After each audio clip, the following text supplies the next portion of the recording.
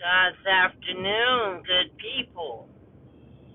God's morning, God's evening, and God's night, wherever you are on the face of this planet. Today is Friday. Yesterday I didn't know what day it was, but today I know.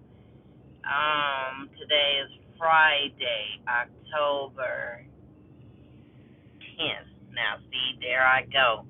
I don't even know what the fuck the date is now. But anyways, how y'all doing today? Y'all all right? Take a ride with me. Let's talk about.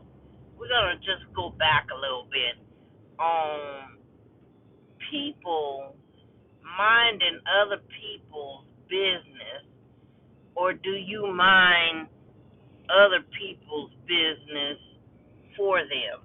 Right? Oh shit. Sorry about that, y'all. Hold on a minute. Production has gotten a little off hand. Um, so anyway, I'm gonna get me some fucking crazy glue, cause this is some bullshit.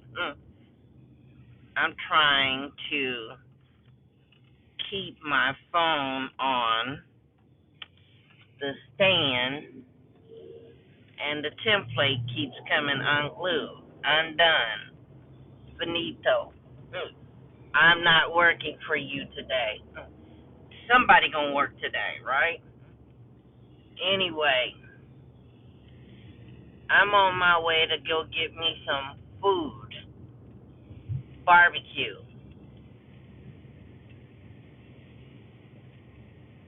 from a known good place that was in Concord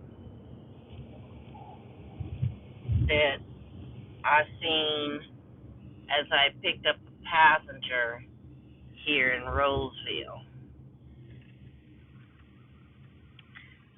Anyways,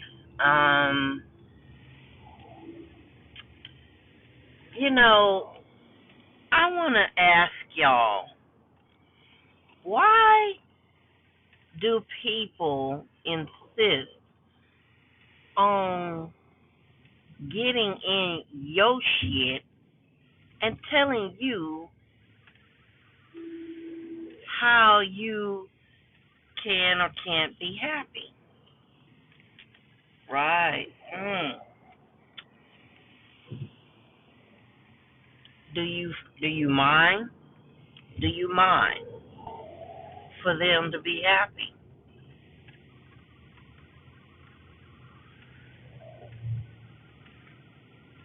You mind? Mm. So if you mind, what is that saying about your situation? You gonna go and tell the next person about their morals, huh? What about your morals? Did they tell you that you can and can't fuck without being married first? Did they tell you how to do your drugs? Did they tell you how being with somebody is either good or bad for you? If they were married or if they're not? What about your situation? What is it that makes your shit even better or superb or supreme than the next person? How about that? Huh? Don't you think or acknowledge that a person knows what their situation was, is, or about to be. If they're happy, sad, or in between, right? You can't, if it's not affecting you directly, personally, or if it's not harming that person personally, then what the fuck you got to say about it? Why do you have any insights of saying something? What do you know about that person they're messing with? What about that question? Let's start there. What is it about that person that makes you tell them you can't mess with them? It's not cool for you to be messing with that person. Are they a drug lord? Do they inject all the time? Do they have some sort of extreme criminal background that you need to be aware of? Because if a person's morale is they just messing around because, they're married, or they're talking to you because, they're you know, they just feel lonely, and the person that they're with has, specifically dogged them out and abused them in some sort of way, that they don't listen no more. Or even if they, if they hadn't been abusive, what if they're a good person, they're a good soul, but the problem is they just don't communicate. They don't get it up here. It ain't clicking. They're two side pieces of a bread that has left the lettuce and tomatoes out of the sandwich. Some people don't like lettuce and tomatoes, right? Some people like extra pickles. Some people like extra pieces of meat on their bread. Let that motherfucker enjoy their extra piece of meat on their bread. Why? Because it made them happy, right? Ain't nobody gonna tell you that you fat, that you too ugly, that you too wide, that you too skinny, that you too whatever the fuck it is that you are. If you're happy being that, then be that. Be just that, right? Let if you want to have sex multiple times during the day with two, three, four different people, might be nasty as hell, but if that's what you like, fucking do it. You want to fucking turn around and tell somebody you can't do that, and then you go and do it. What the fuck does that say about you? That sounds like some straight jealous ass, envious ass shit. Never fucking mind what it is that it's exactly you're doing. It's the fact that you're happy just doing it, right? You're happy. If it makes you happy, hey, go on ahead and do it. Consequences may become what they are later. You know, let me explain something to you real quick.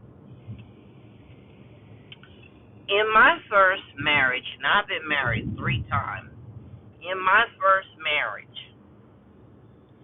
I cooked, I cleaned, I made, yeah, okay. I made sure that the clothes was ironed. I made sure that the beds and stuff was made up. I brought my husband lunch. I brought my husband lunch to work or dinner to work, fresh, hot, and ready, right off the bat. And I made sure that not only was the meal fresh and hot, but the bath water was fresh and hot. When he got home, dinner was made. Like, he didn't have to want for nothing, right? And when he got home, if he didn't like what was made, he said, I don't want that. Cook something else. Guess what Jessica was doing? In there cooking something else, because that's not what he wanted to eat. I did right by my first husband. But guess what? He didn't do right by me.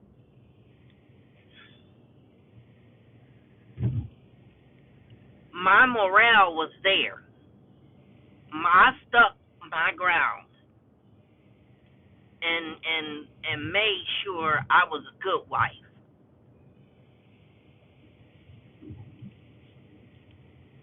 But I got beat. I didn't get just beat by him. I got beat by his brother for no fucking reason because he wanted lunch. He wanted lunch. He wanted dinner. He wanted whatever the fuck he thought he was gonna get from me. But guess what? He had a girlfriend. And I was like, one night he came in and he was saying, I want something to eat. Oh, okay, you do? Tell your girlfriend Carol to go in there and cook it for you.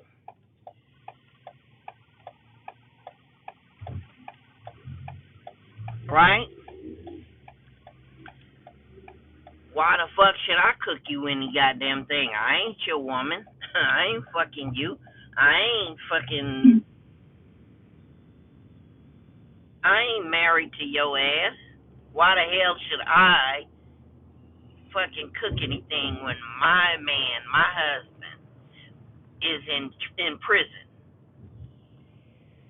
You ain't coming in the house and cooking shit for me. You ain't trying to make sure that my daughter had any diapers or any baby food or anything, right? So that was a moment where I wound up, you know, getting in a fight with him.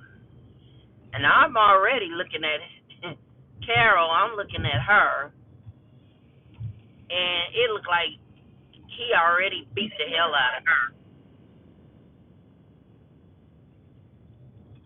He was always putting his hand on her.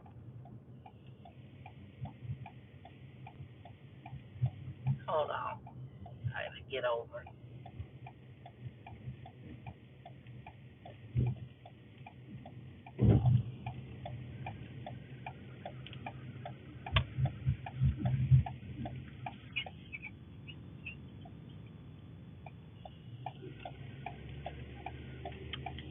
So we wound up arguing and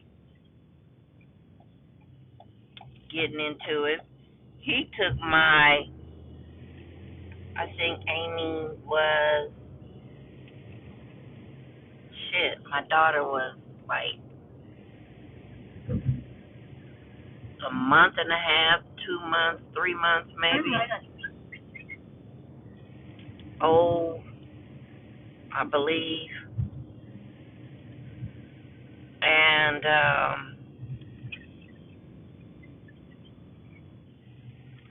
he got mad. He picked up my daughter and threw my daughter.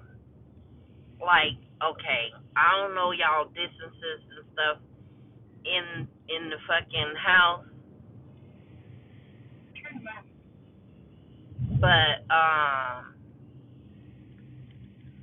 this is an old house, and he took my daughter and he threw her, and she hit the wall and landed on the motherfucking sofa that was in the dining room, from the living room to the dining room. And we got into it after that, even more, as a mother should. And he threw me out the fuck, threw me out the house. Wouldn't let me get my daughter. This was his mom's house that I was, living in, and threw me out the house. I went across the motherfucking street. There was a neighbor named Al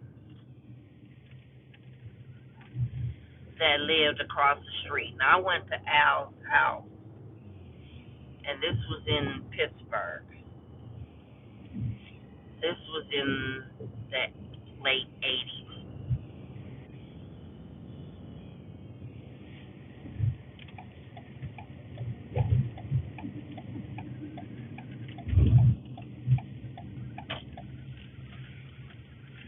And I told Al what was going on, and I asked Al, can he call the cops? Because he barricaded the door where I couldn't get back in to get my daughter.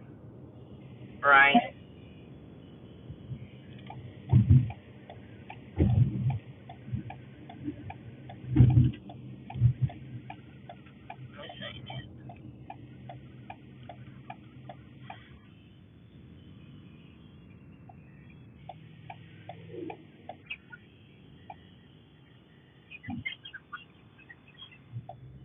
I must have missed it. Anyway, so Al called the cops, and I was able to get my daughter out of the house. Al let me stay at his house.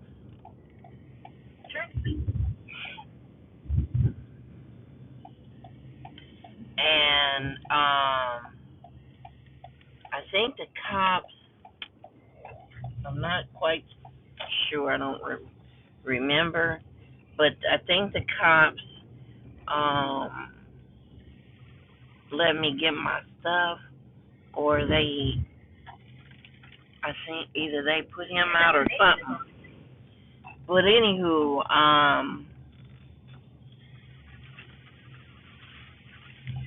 I wound up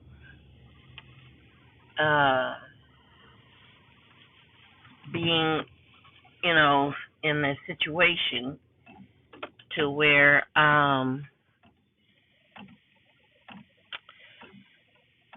my husband back then, Bruce, wound up wanting to kill him because of what he did, as he should.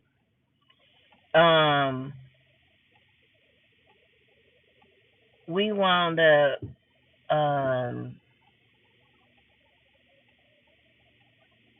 leaving. I left the house, and I believe I went to a motel or something.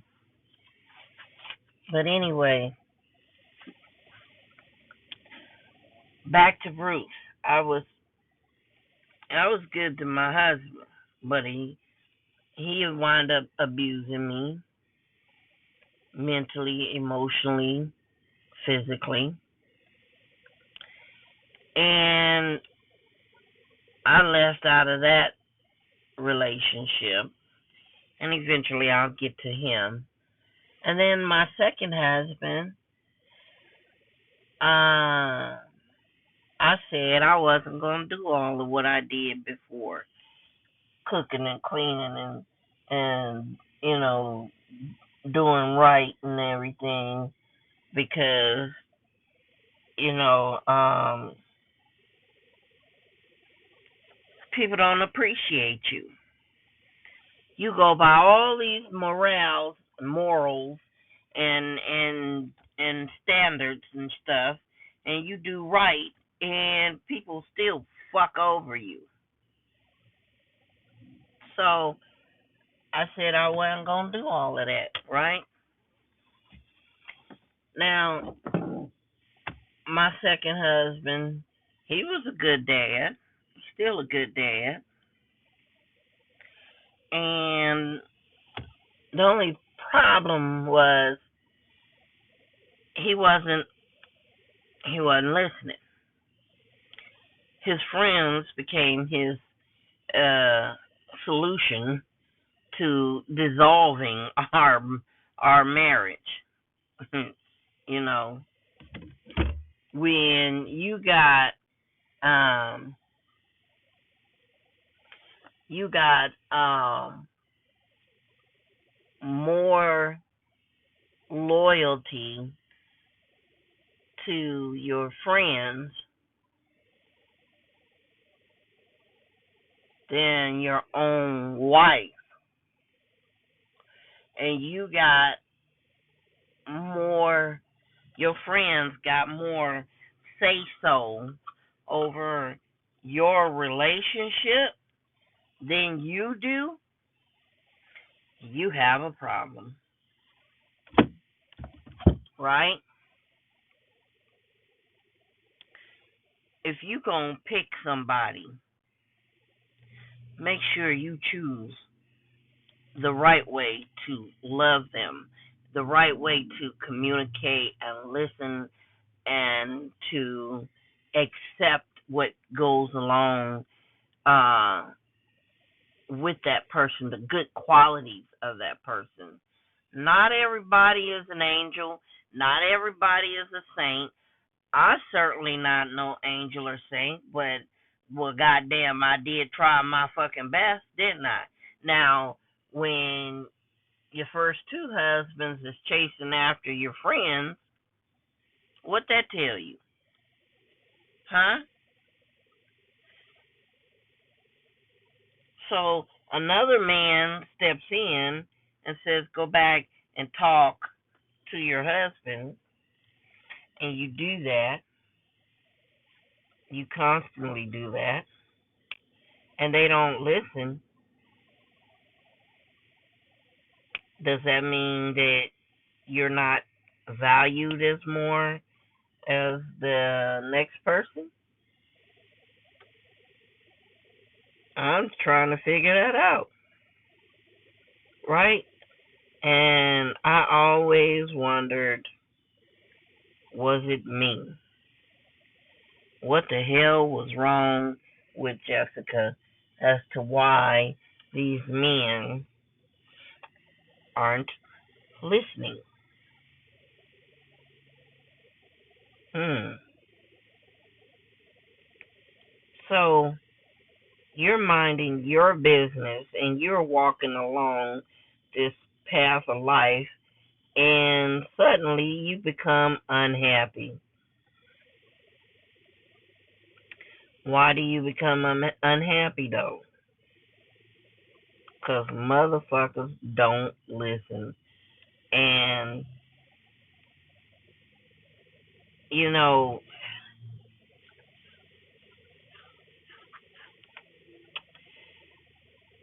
when people try to tell you something, sometimes it's for your own good, and sometimes it ain't. Sometimes it's spiteful and jealousy. Now, I got married for the third time, and I said, well, you know, I didn't do this for my second husband. Let me try again and see if this shit's gonna work again, right? Well, guess what? It didn't. I got fucked over.